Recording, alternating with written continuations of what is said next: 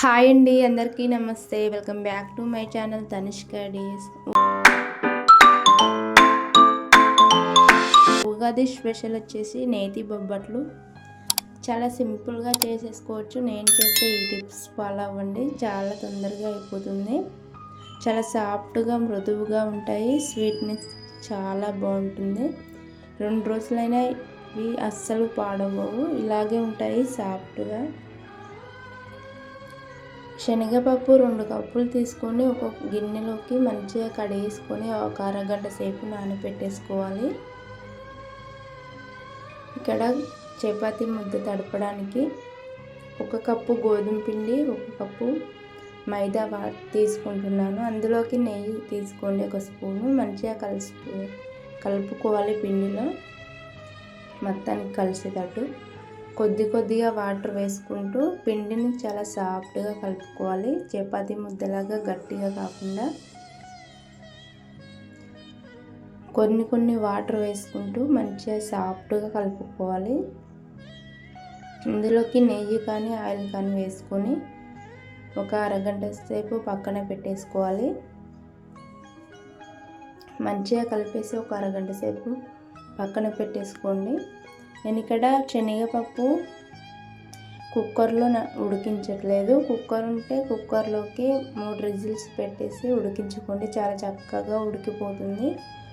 Stove on చేసి గిన్నె పెట్టేసి గిన్నెలో నీళ్ళు పెట్టుకొని నీళ్ళు వేడయ్యాక అందులోకి పప్పు చక్కగా నానిపోయింది కదా, ఇక్కడ నానిన పప్పును నీళ్ళల్లో వేసుకొని ఉడికిస్తున్నాను. స్టవ్ మీద గిన్నె పెట్టేసి పప్పుని ఇలా ఉడికిస్తే చాలా చక్కగా ఉడికిపోతుంది. మంచిగా ఇలా ఉడికించినా చాలా తొందరగానే ఉడుకుతుంది. ఇలా వేలుతో నొక్కి చూస్తే ఉడికిందా లేదా తెలుస్తుంది.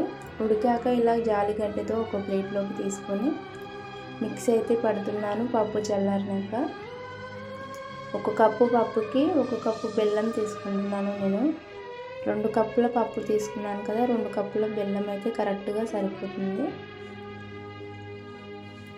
ఇలా మిక్సీ పడుతున్నాను. మొత్తం బెల్లం పప్పు మిక్సీ పట్టేసి 1 స్పూన్ నెయ్యి, సోంపు అయితే మెత్తటి పౌడర్ చేసుకొని వేసుకుంటున్నాను. ఫ్లేవర్ చాలా బాగుంటుంది సోంపుది. మళ్ళీ మనం స్టవ్ మీద పెట్టి బెల్లంలో కరిగించాల్సిన అవసరం లేదు. దగ్గర పడేంత వరకు ఉడికించుకోండి అంటారు కదా అందరూ. అలా కాకుండా ఇలా చూపిస్తున్నాను, చాలా తొందరగా అయిపోతుంది. పప్పు బెల్లం మిక్సీ పట్టేసుకుంటే ఇలా పూర్ణం రెడీ అయిపోతుంది. అన్నీ ఇలా రౌండ్గా ఉండలు చుట్టేసుకొని పక్కన పెట్టేసుకొని ఈ మిగిలిన పూర్ణాన్ని నెక్స్ట్ డే అయినా 2 రోజుల తర్వాత అయినా చేసుకోవచ్చు. అస్సలు పాడవదు. ఫ్రిడ్జ్లో పెట్టామంటే పిండి చాలా చక్కగా సాఫ్ట్గా నానిపోయింది. ఇలా నిమ్మకాయ సైజ్ అంతా పిండిని తీసుకొని అన్నీ ఇలాగే ఈ సైజులో ఉండలైతే చుట్టేసుకొని పెట్టేసుకోండి, చాలా తొందరగా అయిపోతుంది.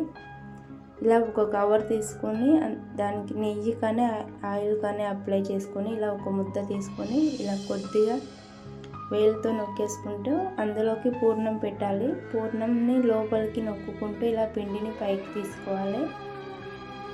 ఇక్కడ నేను చూపించినట్టుగా చేసుకోండి, చాలా తొందరగా అయిపోతుంది.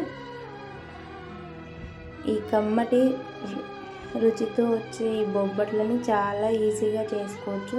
చాలా స్వీట్గా 2-3 తినాలనే ఉంటుంది, అంత బాగుంటాయి. చాలా సాఫ్ట్గా పండగ రోజు ఇలా ఈ విధంగా నేను చూపించే ఈ టిప్స్తో చేయండి, చాలా తొందరగా అయిపోతుంది. ఇలా వేలుతో నొక్కుంటూ మనకు కావాల్సిన సైజులో చేసేసుకోవడమే, చాలా ఈజీగా అయిపోతుంది.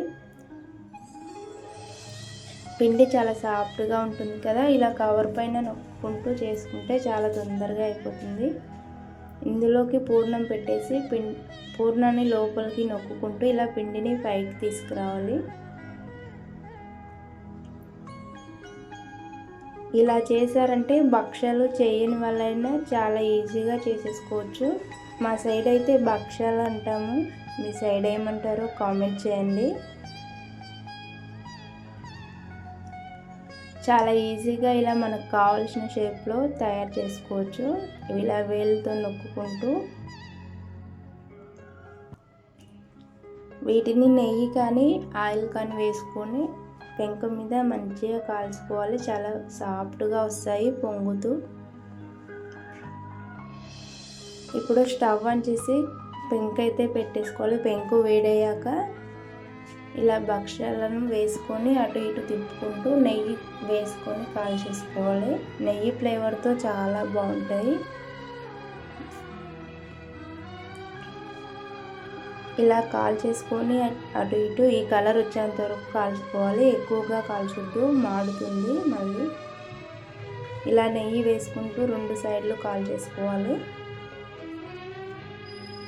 చాలా బాగా వచ్చాయి భక్ష్యాలు అయితే. నాకు చాలా చాలా ఇష్టం. చిన్నప్పుడు ఉగాది వస్తుందంటే చాలా వీటి కోసమే ఎదురు చూసేదాన్ని. అమ్మ వాళ్ళు ఎప్పుడు చేస్తారా అని. ఇప్పుడు మన చేతులతో మనమే చేసుకొని తినాల్సి వస్తుంది. చాలా సాఫ్ట్గా వస్తాయి. చూడండి, ఇక్కడ నేను చూపిస్తున్నాను. 2 రోజులైనా అస్సలు పాడవవు.